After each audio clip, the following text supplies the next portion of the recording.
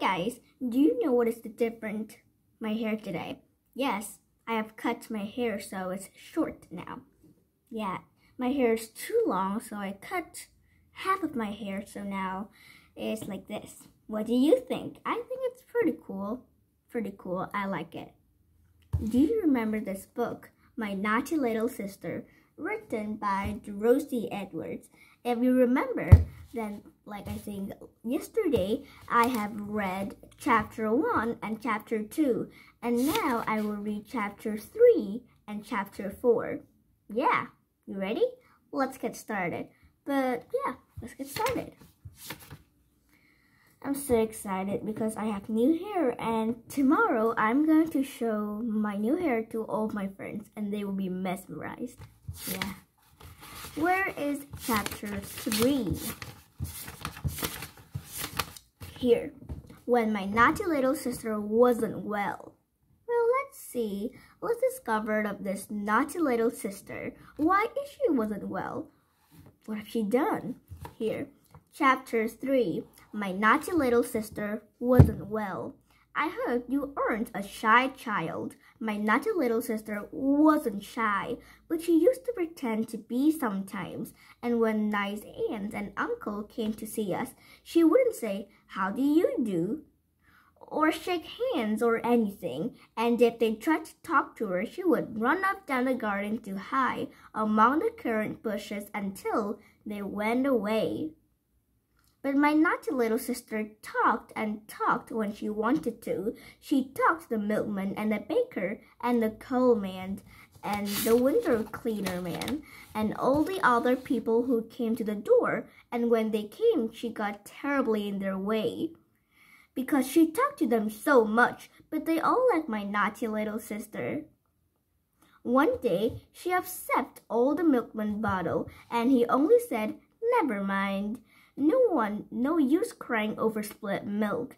And another day, she shut the cellar up and just as the coal in, and he only said, well, now, there's a job for your father." And she climbed up the ladder after the window cleaning man, and then she cried because she was afraid to come down.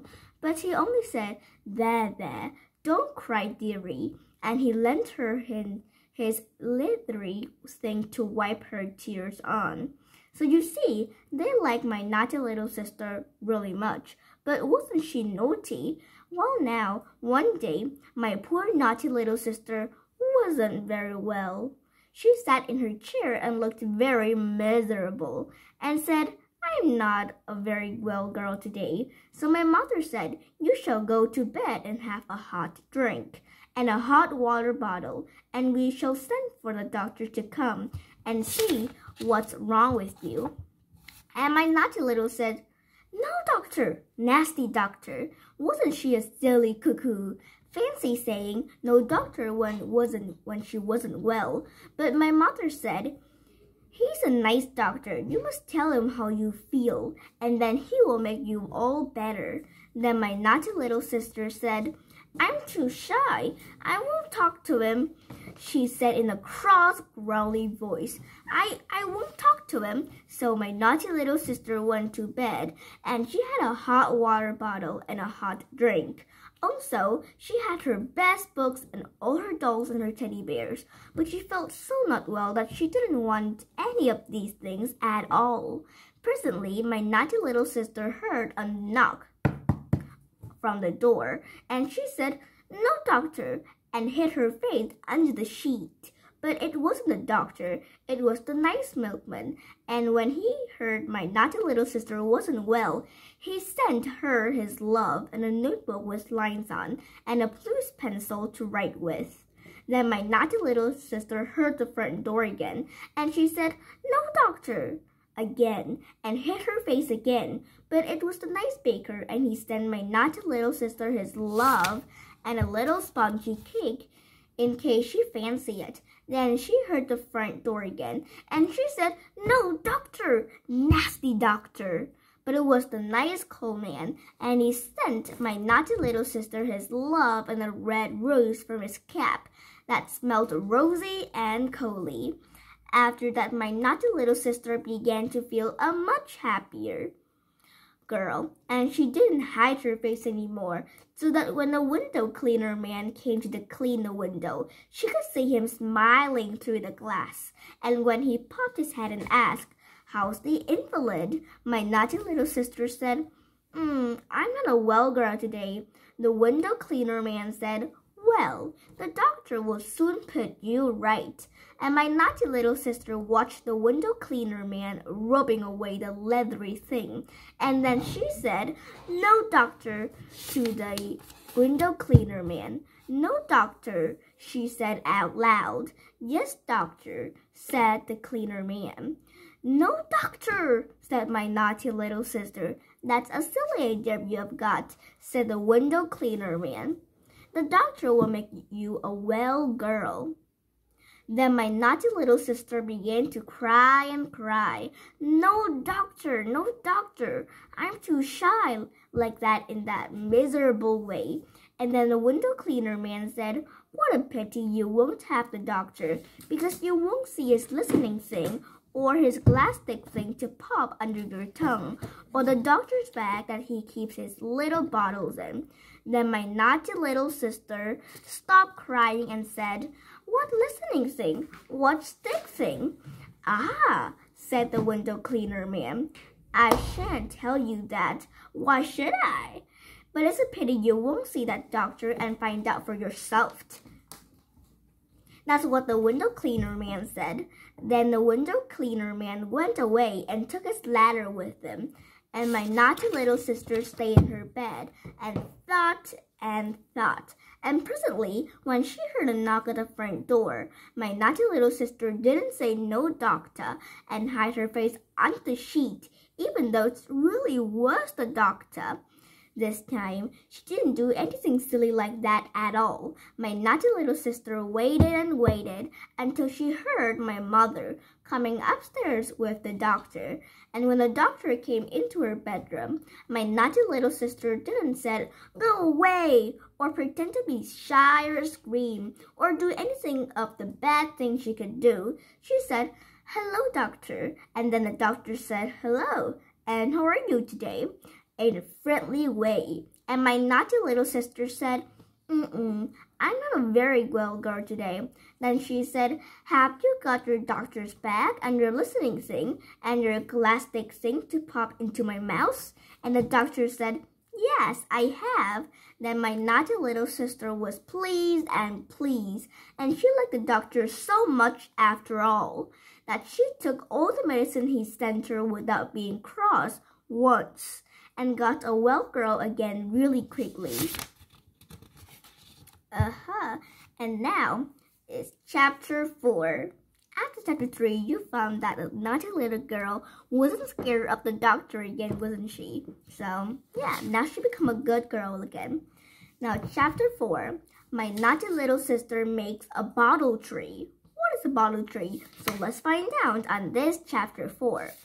One day, when I was a little girl, and my naughty little sister was a literal girl.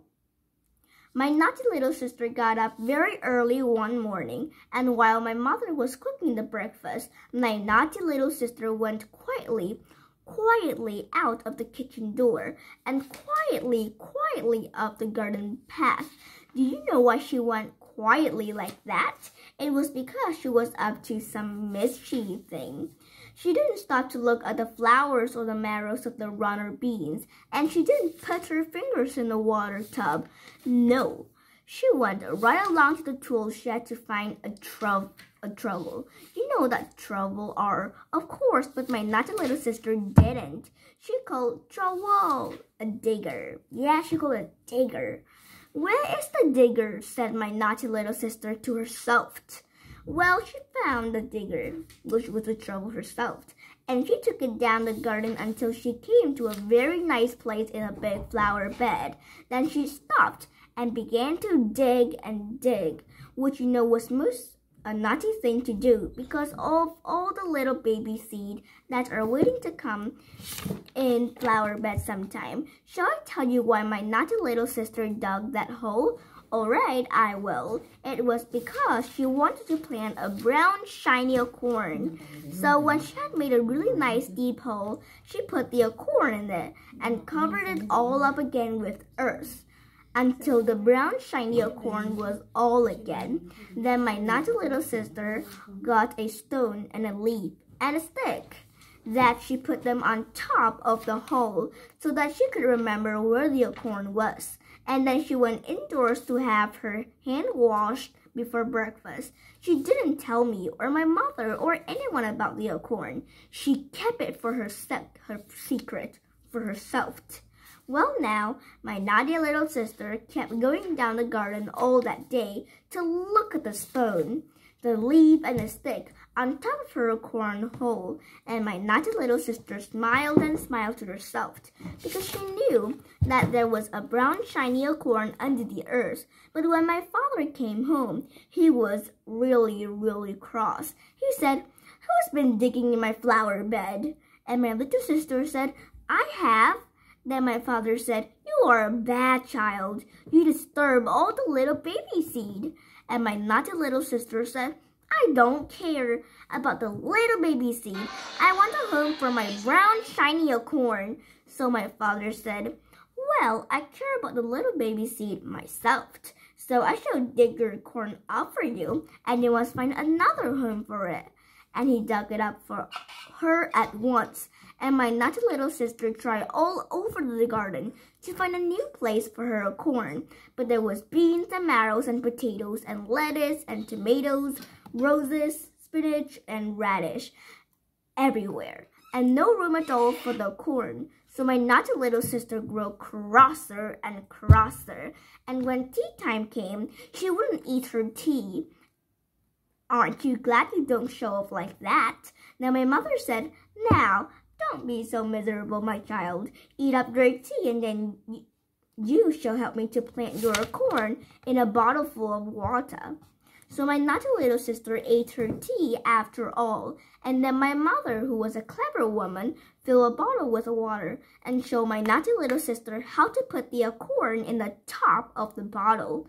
Shall I tell you how she did it? In a case you want to try. Here's how it.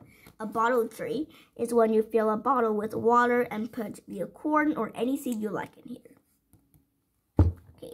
Well, now, my naughty little sister put the pointy end of the acorn into the water and left the bottom of the acorn sticking out of the top, the bottom end. You know, it is the end that sits in the little cup when it's on the tree. "Now," said my mother, "you can watch its little root grow in the water."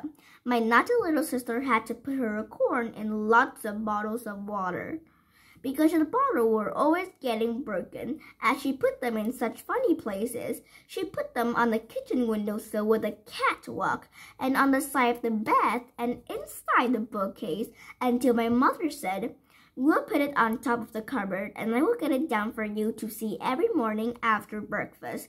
And at last, the little root began to grow.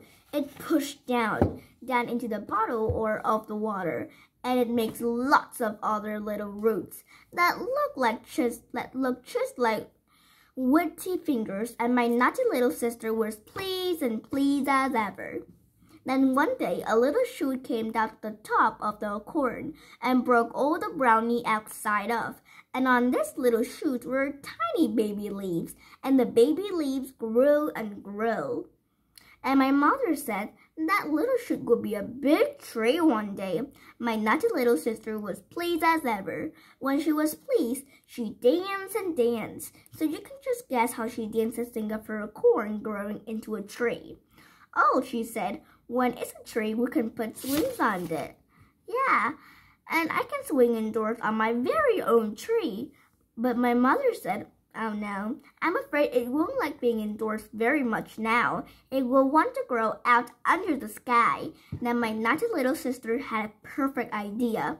And now, there's a good thing about my little sister. She had a very kind thought about her little tree. She said, "I know, when we go for a walk, we'll take my bottle tree and a digger," which of course, you know what it is, "and we will plant in it planted in the park where there are no trees, so it can grow and grow and spread into a big tree. And that is just what she did do. Carefully, she took her bottle tree out of the bottle and put it in her little basket. And then we all went out to the park. And when my little sister had found a good place for her little bottle tree, she dug a nice deep hole for it. And then she put her tree into the hole and gently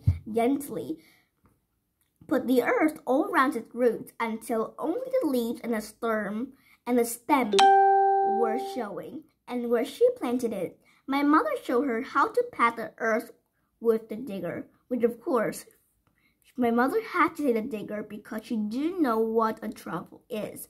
Then at last, the little tree was in a kind of place it really liked, and my little sister had planted it all by herself.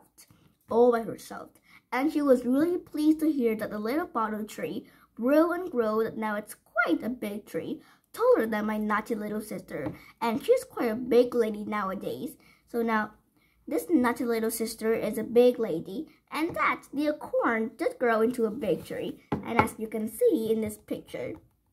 Good. And I have read chapter 3 and chapter 4. Every morning I read 2 chapters. So bye guys. Thank you for watching this video. I hope you like it. Bye.